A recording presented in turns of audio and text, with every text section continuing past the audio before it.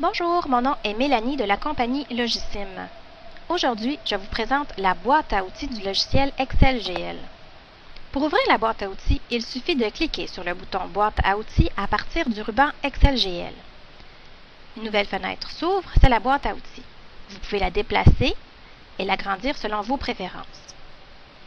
La boîte à outils est utilisée pour créer des nouveaux rapports ou modifier un rapport existant. Il contient plusieurs fenêtres contenant différents types d'informations.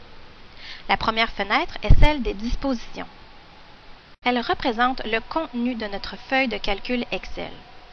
Ici, nous avons la feuille 1, feuille 2 et feuille 3.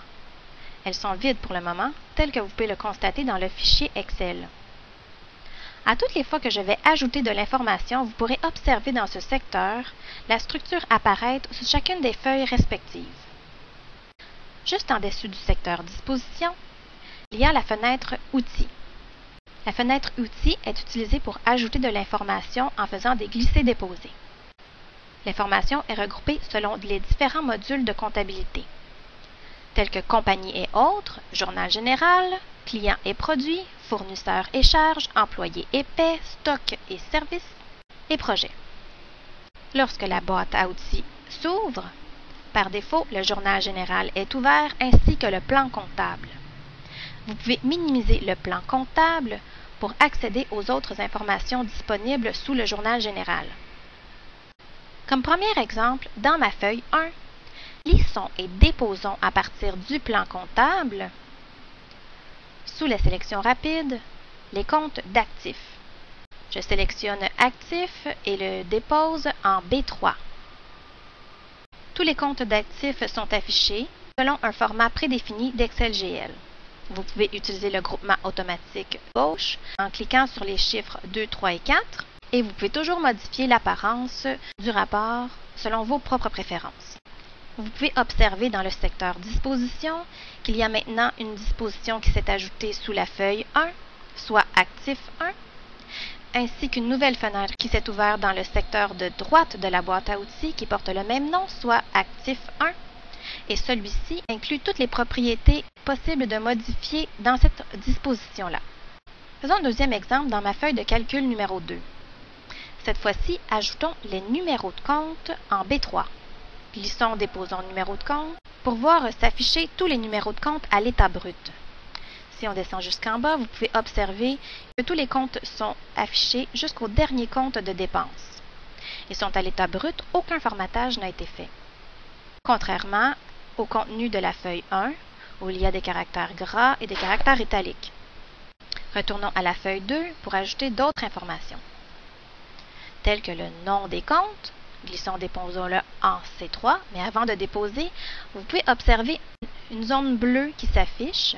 Celle-ci délimite le secteur où il est possible de déposer les nouveaux champs. Déposons-le en C3 et voyez maintenant les noms de comptes apparaître.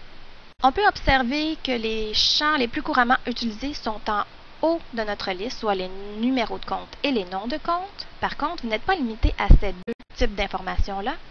Sous autres champs, vous allez découvrir d'autres types d'informations disponibles, telles que la classe. Ajoutons-le par exemple en le glissant et déposant en E3. Vous pouvez toujours voir le secteur bleu qui détermine l'endroit où il est possible de l'insérer. On voit maintenant les comptes de comptant, de banque et de total de sous-groupes. On peut également observer dans le secteur disposition qu'une nouvelle disposition s'est ajoutée au nom de plan comptable, ainsi que dans le secteur de droite de la boîte à outils, une autre fenêtre plan comptable 1 avec les propriétés de cette disposition-là. Les deux dispositions sont disponibles, Actif 1 et plan comptable 1. Si vous n'avez pas besoin d'une de ces deux fenêtres, vous pouvez fermer, par exemple, fermons Actif 1. Et lorsque vous en avez besoin, vous savez simplement à double-cliquer sur la disposition nécessaire dans la fenêtre Disposition. Voilà, Actif est maintenant réapparu dans le secteur de droite. Vous pouvez glisser et déposer n'importe quel type d'information dans votre feuille de calcul. Glissez-le à l'endroit où vous désirez, selon vos propres préférences.